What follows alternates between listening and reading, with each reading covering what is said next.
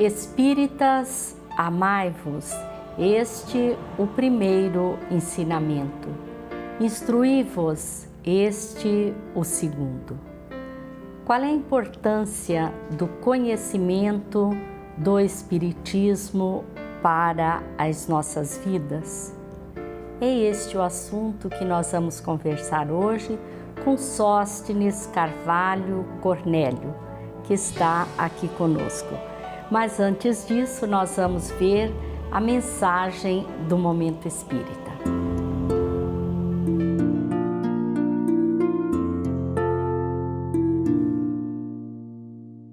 Você já parou alguma vez para observar uma gota d'água? Sim, uma pequena gota d'água equilibrando-se na ponta de um frágil raminho. Com graciosidade, a gotícula desafia a lei da gravidade, balançando-se nas bordas das folhas ou nas pétalas de uma flor. São gotas minúsculas que enfeitam a natureza nas manhãs orvalhadas, ou permanecem como pequenos diamantes líquidos depois que a chuva se vai. É por isso que um bom observador dirá que a vida seria diferente se não existissem gotas de água para orvalhar a relva e amenizar a secura do solo. Madre Teresa de Calcutá foi uma dessas almas sensíveis. Um dia, um jornalista que a entrevistava lhe disse que, embora admirasse o seu trabalho junto aos pobres e enfermos, considerava que o que ela fazia diante da imensa necessidade era como uma gota d'água no oceano. E aquela pequena sábia mulher lhe respondeu: "Sim, meu filho, mas sem essa gota d'água o oceano seria menor."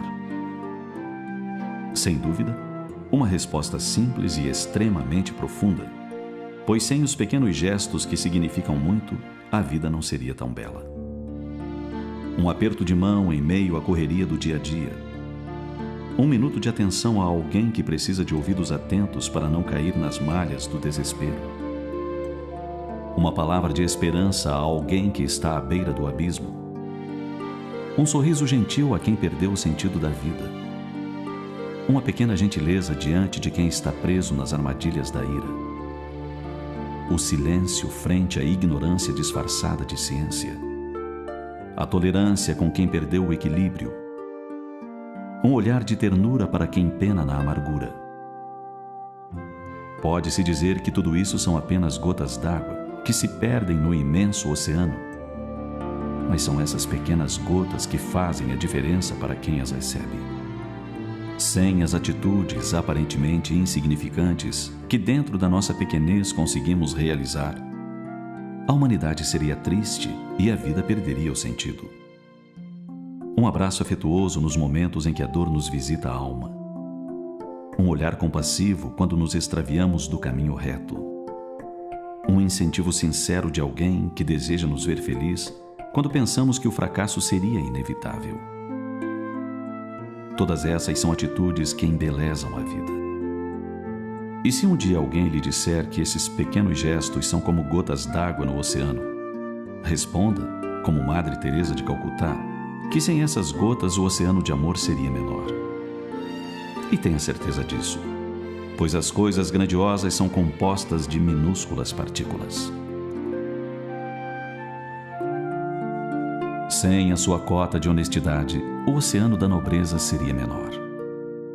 Sem as gotas de sua sinceridade, o mar das virtudes seria menor. Sem o seu contributo de caridade, o universo do amor fraternal seria consideravelmente menor. Pense nisso. E jamais acredite naqueles que desconhecem a importância de um pequeno tijolo na construção de um edifício. Lembre-se da minúscula gota d'água que delicadamente se equilibra na ponta do raminho, só para tornar a natureza mais bela e mais romântica, à espera de alguém que a possa contemplar. E por fim, jamais esqueça que são essas mesmas pequenas e frágeis gotas d'água que, com insistência e perseverança, conseguem esculpir a mais sólida rocha.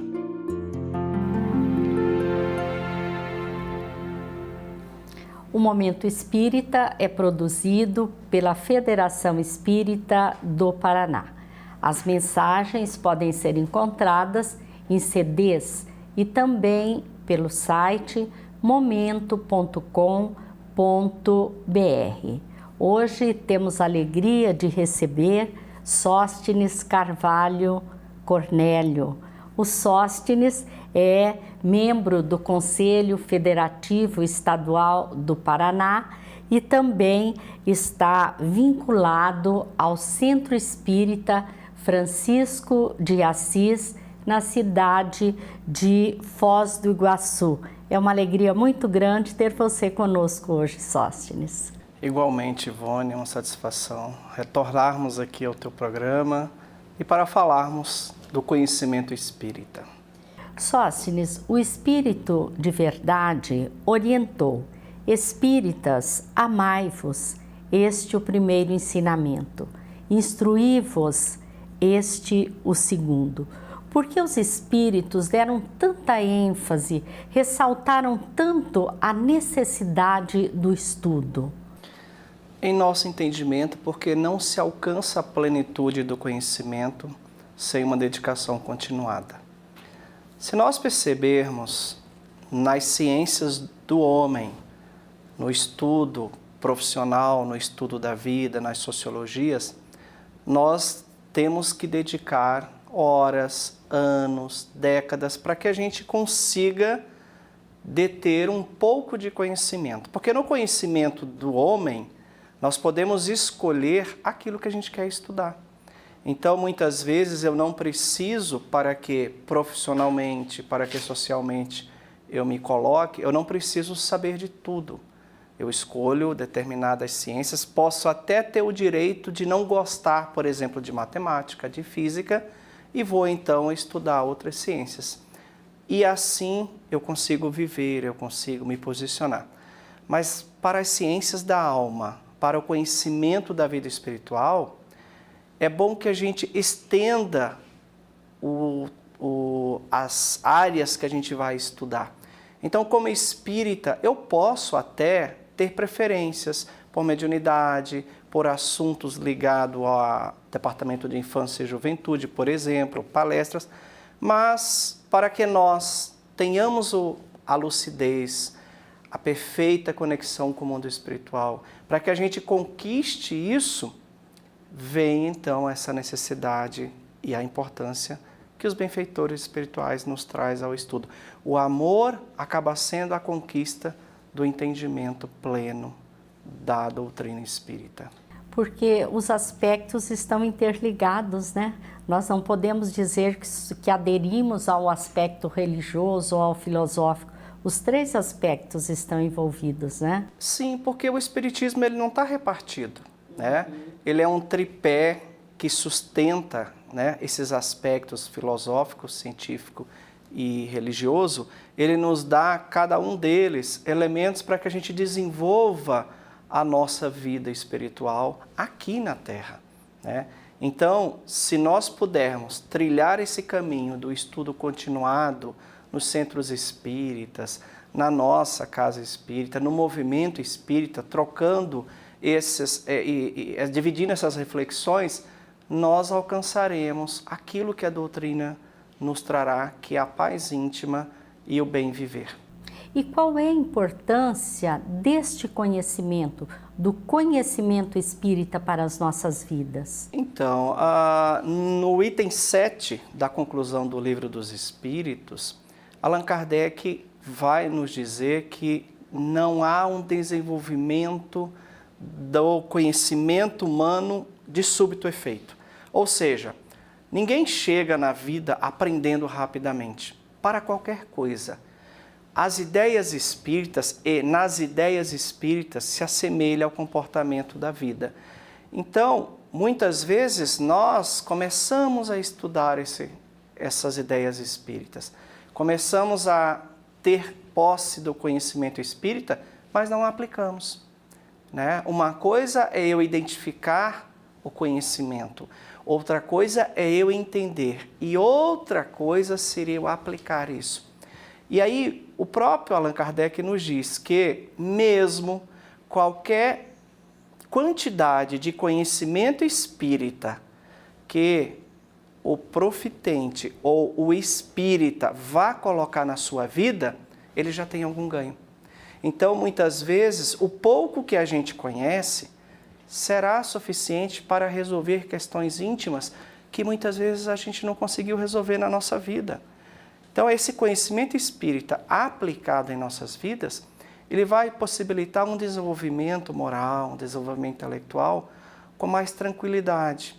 Por menor que seja, por mais tempo que eu aplique isso, porque identificar o conhecimento, ouvir a palestra, ler o livro uma vez, ler a questão 2 vezes, nós vamos nos aproximando nesse movimento de reflexão das nossas crenças e valores em relação às ideias espíritas.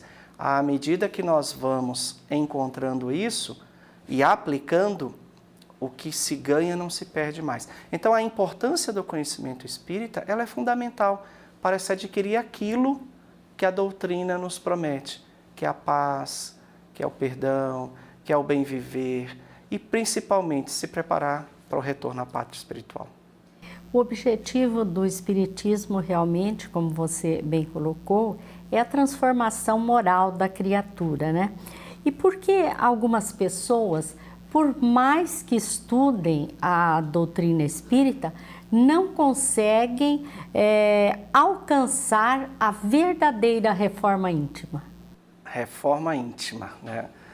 Se nós analisarmos o que é uma reforma, né? É um processo de refazer algo que não me agrada. Se eu tenho lá a minha casa, então eu preciso me preparar para isso.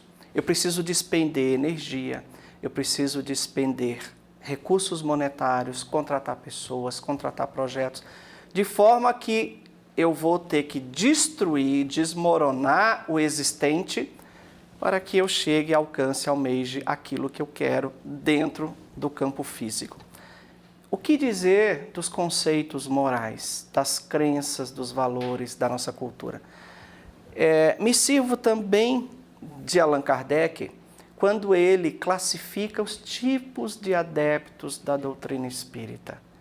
E ele, então, faz uma ligação com as fases do espiritismo. Vem falar, então, da primeira classe de adepto, é aquele que estão muito ligados às manifestações. Para eles, o espiritismo é uma ciência espiritual, uma ciência experimental. Ou seja, se limitam a ver e crer. Se ele chegou nesse ponto, viu as manifestações, foi suficiente para crer, então ele para muitas vezes por ali, né?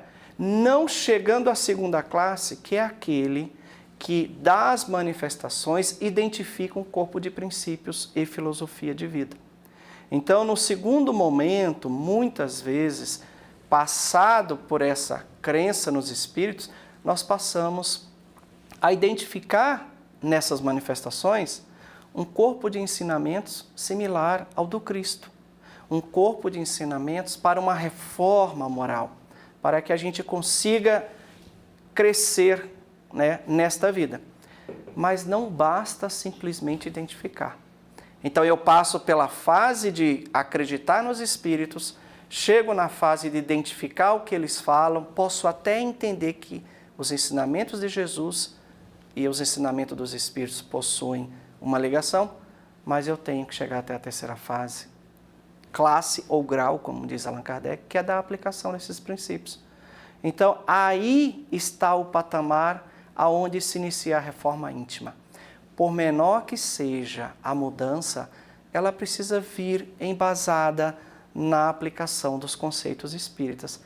Então, muitas vezes nós chegamos no espiritismo cedo, passamos 10, 20 anos, mas nós temos dificuldade de desapegar de determinados vícios, determinadas opções, determinados conceitos. Então, por quê? É porque eu não acredito naquilo. Eu estou identificando que eu devo amar o meu próximo, mas a aplicação daquilo, para mim, é difícil. Então eu vou enganando a mim mesmo e posso passar uma existência dentro de uma casa espírita e desencarnar ainda sem ter a reforma consolidada, ou pelo menos iniciada. E principalmente porque para chegar a essa terceira categoria que você se referiu, é preciso muito esforço e muita vontade, né, sócio? Muita perseverança. Por isso que o codificador disse que reconhece-se o verdadeiro espírita pelos esforços que faz para dominar suas más inclinações. Então não é fácil, né? Nós como, às vezes, dirigentes espíritas, nós observamos pessoas que chegam na casa espírita e ficam anos e anos ligados apenas à fenomenologia espírita e não se reformam, muitas vezes até se comprometendo, mas é porque o esforço que tem que ser feito é muito grande. E aí, a cada um segundo as suas obras. Também não devemos cobrar no sentido de julgar essas pessoas. A cobrança vem de forma doutrinária a partir das atividades que nós dirigimos, mas a evolução é individual e intransferível. E neste esforço, qual é o reflexo do conhecimento espírita em nossa vida? Eu diria que vai mudar, né? Grande, né? Primeiro, para reconhecer um reflexo, eu preciso conhecer a doutrina espírita, né? Porque a nossa vida ela é feita dos estímulos externos e internos.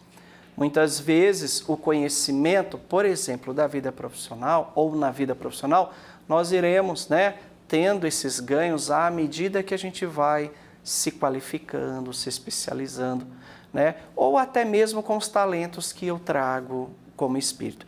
Mas o conhecimento espírita, um dos primeiros reflexos citados pelo codificador, nesse item 7 da conclusão, do qual nós estamos tratando, é o desenvolvimento do sentimento de religiosidade. Ele é o mais geral, ele está na base do conhecimento. Quando nós reconhecemos um Deus soberanamente justo e bom, inteligência suprema, causa primeira de todas as coisas, um Deus não mais homem, aquele Deus que a gente vai reconhecê-los pelos seus atributos, nós passamos a acreditar na sua existência. Então, bem desenvolvido esse conhecimento, nós vamos acreditar que Deus existe. Não da forma humana, mas um Deus que é bom, que perdoa. Então, nós vamos desenvolver essa ligação religiosa, no sentido de se religar. É aquele hábito de ir à casa espírita, de assistir às palestras, de tomar o passe. Então, existe aquela atitude cotidiana de ir até a casa, como se ali, entre aspas, eu encontrasse Deus dali para a minha vida. Mas, se eu desenvolver isso no segundo plano, eu chego a um segundo reflexo prático, que é o desenvolvimento da resignação perante as vicissitudes da vida. Nossa vida é muito difícil, sofremos, viver é uma aflição, né? Muitas vezes aflições vazias, mas são aflições, né? A aflição de ter que sobreviver fisicamente, materialmente, emocionalmente. E aí nós passamos a compreender a existência da vida futura e entender, por exemplo, o Sermão da Montanha, quando Cristo diz: bem-aventurados os aflitos, porque serão consolados. Para ser consolado, eu vou até a vida futura, mas eu quero ser consolado nessa vida. Então eu procurarei o quê? Viver bem, viver de uma forma que as ideias e os princípios espíritas me dizem como deve ser. E o terceiro ganho, o terceiro estágio, o terceiro reflexo e o ápice do conhecimento espírita em nossas vidas, vai dizer Allan Kardec que é o desenvolvimento da indulgência. Entender o nosso próximo, compreender o defeito dos outros.